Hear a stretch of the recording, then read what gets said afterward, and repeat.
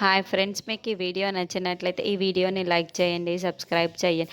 అర్జున్ ఇంటికి రావడంతో అరవింద వాళ్ళందరూ డైనింగ్ టేబుల్ పైన కూర్చొని ఉంటే అర్జున్ని కూడా భోంచేయమని చెబుతారు. అప్పుడే అర్జున్ కూడా వాళ్ళతో కలిసి భోంచేస్తూ ఉంటే లక్ష్మి దగ్గరుండి వడ్డిస్తూ ఉంటుంది. అప్పుడే దేవయాని, మనీష దూరం నుండి చూస్తూ మాట్లాడుకుంటూ ఉంటారు. వీడేంటి ఇప్పుడు ఇంటికి వచ్చాడు మనీష అని దేవయాని అంటుంది.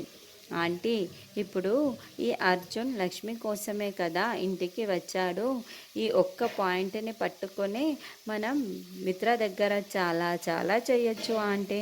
మనం కూడా మిత్రని లక్ష్మిని మధ్య దూరం పెంచడానికే కదా చూస్తున్నాము.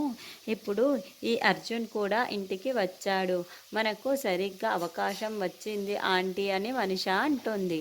చూడండి, ఆ లక్ష్మి అర్జున్కి ఎలా వడ్డిస్తుందో, ఇది చాలు మనకి అని మనిష అంటుంది. తినండి అర్జున్ గారు, తినండి అర్జున్ గారు అని లక్ష్మి దగ్గరుండి వడ్డిస్తూ ఉంటుంది.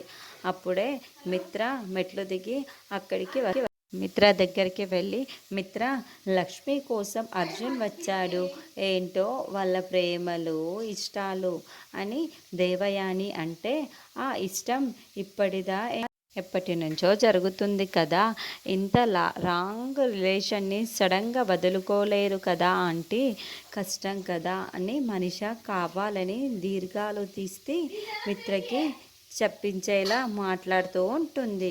లక్ష్మి దగ్గరుండి అప్పుడే సరిగ్గా అర్జున్కి వడ్డిస్తూ ఉంటుంది.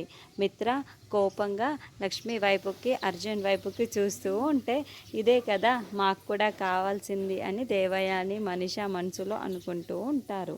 ఇక మిత్ర వెంటనే అక్కడి నుంచి లక్ష్మి అర్జున్ దగ్గరికి వస్తూ ఉంటారు.